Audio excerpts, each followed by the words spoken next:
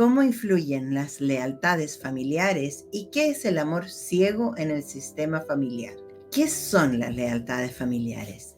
Hablar de lealtades familiares implica indagar en nuestro sistema familiar. ¿Qué son? ¿Cómo las identificamos? Y lo más importante, ¿cómo las trabajamos? También se conocen como lealtades invisibles o transgeneracionales. Las lealtades familiares son patrones de conducta que repetimos de forma inconsciente de nuestros ancestros. También puede ser uno de nuestros progenitores. Quizás cuando hablamos de ancestros pensamos que es muy atrás. Y no, a veces simplemente nuestros padres o nuestros abuelos. Ancestros son todos: padres, abuelos, bisabuelos, tatarabuelos, padres y abuelos de nuestros tatarabuelos. Este ancestro, este progenitor, este abuelo o bisabuelo puede estar vivo o muerto, ya sea que lo hayamos conocido o no, y funcionan de acuerdo a la conducta que ellos tuvieron y que influyen en nosotros o en generaciones futuras. Tiene que ver con nuestra fidelidad, con nuestra lealtad. Y esto nos estanca, nos encadena. Ahora, pueden ser lealtades positivas o negativas. Sin embargo, las que trabajamos normalmente son las negativas. Algunos tipos de lealtades familiares, para que entendamos de qué hablamos cuando hablamos de patrones, de lealtades transgeneracionales. Hablemos un poco de qué se trata. Por ejemplo, los secretos de familia. ¿Cómo qué secretos? Abortos, adopciones, abusos sexuales, lo que no se habla, lo que queda como secreto, que luego se replicará en algún miembro de la nueva generación. Enfermedades físicas y mentales, incestos, homicidios, suicidios, robos. Secretos. Mi abuelo tuvo un amante y de eso no se habla porque nacieron otros tíos y nunca nadie los quiso incorporar a la familia. Secretos. Familiares, tíos, abuelos que nacieron con alguna enfermedad mental y los fueron a dejar al campo, que alguna familia se hiciera cargo porque era mal visto. Por ejemplo, otra lealtad familiar es ocupar un lugar que no nos corresponde en la familia.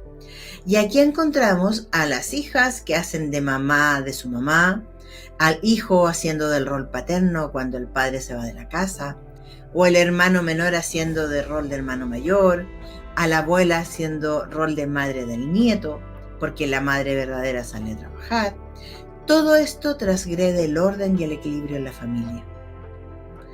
Tenemos más tipos de lealtades. Por ejemplo, no tener hijos. Esta lealtad es con algún ancestro que pudo fallecer al dar a luz, por ejemplo. O la nueva generación va a estar esa memoria de ese hijo que se perdió. ¿Y cuál es el mandato interno? Me muero si tengo hijos, o tener hijos es peligroso, de manera inconsciente. Siempre todo esto que estamos hablando es de manera inconsciente. No es nuestro consciente el que está diciendo voy a hacer tal o cual cosa. Otra lealtad familiar tiene que ver con ser madre soltera o padre soltero, que son esos integrantes de la familia que no se casan por lealtades inconscientes a otros integrantes de su clan. Yo conozco una familia donde habían 16 madres solteras. Eso definitivamente no es mala suerte. Eso tampoco es destino. Eso es una lealtad familiar. Lealtad a que las mujeres pueden solas. Lealtad a que los hombres no son necesarios. Pero, sin embargo, ¿son necesarios o no? ¿Cómo tenemos los hijos? En este caso, las 16 madres solteras sí habían tenido hijos con un hombre. No es que fueron todas fertilización in vitro. Entonces, cuando se niega la figura paterna, la figura masculina, todos los hombres del sistema familiar, aparece esta lealtad familiar que tiene que hablar con ser madre soltera, o al revés, lo mismo que dije, pero todo al revés respecto del padre soltero. Cuando se niega todo el linaje femenino, cuando se niega en el sistema todas las mujeres del sistema. Otra lealtad familiar tiene que ver con abusos sexuales.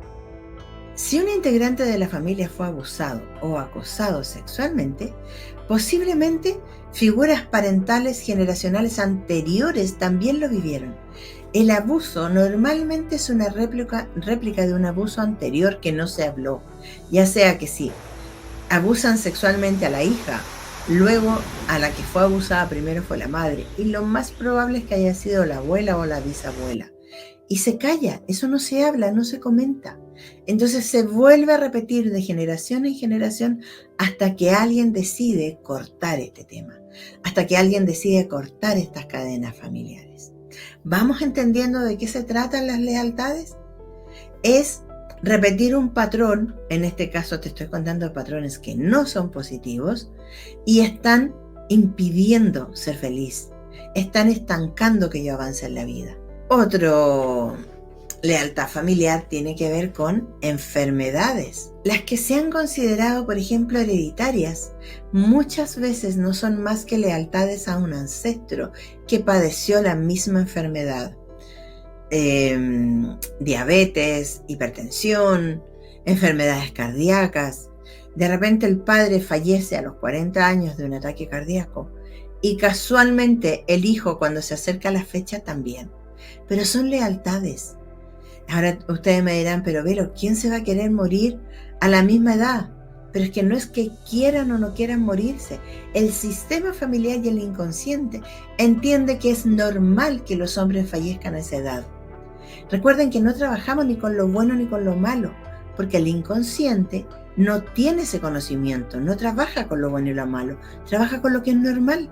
Otra lealtad familiar es un ancestro excluido de la familia. Como por ejemplo yo te hablaba de ese tío que nació enfermo, por esa familia que opta por no hablar nunca más de ese tío con el que se enojaron, y que va a ocasionar que en futuras generaciones un miembro venga a reparar esa exclusión, viviendo su vida de forma similar al del excluido. Otra lealtad familiar es no concluir estudios. Por lealtad a algún ancestro que no tuvo la oportunidad de estudiar, inconscientemente es como decir no puedo ser más que él o ella. Y esto se los puedo contar que me pasó. Mis padres provenían de familias de escasos recursos y los dos llegaron hasta sexto básico. Mi papá luego termina su octavo básico cuando yo estaba en octavo básico. Octavo de preparatoria quizás en otros países. Sin embargo, yo estudié contabilidad, después estudié ingeniería comercial y cuando llegó el momento de titularme de ingeniero comercial, no lograba titularme. Pasó un año, pasó dos, mi profesor guía se enfermaba o viajaba, me cambiaba el tema, todo lo que yo hacía estaba malo. Bueno, estuve casi 4 años sin poder titularme de ingeniero comercial. Y yo decía, no tengo autodisciplina, cómo no soy capaz de hacer una tesis, qué poca confianza me tengo. Imagínense la autoestima cómo estaba en mí. Baja, porque no lograba titularme. Y fue cuando comencé este tema de las constelaciones, ya llevaba un tiempo y alguien me dice, constela tu tesis. Y yo dije, pero ¿y eso se puede hacer? Pero claro, me dijeron, sí, todo se puede constelar. Yo creí que se constelaban solo las relaciones mamá-hijo, papá-hijo, las relaciones entre parejas, las relaciones con abuelos, con nietos, pero nunca se me iba a ocurrir que se podía constelar mi tesis.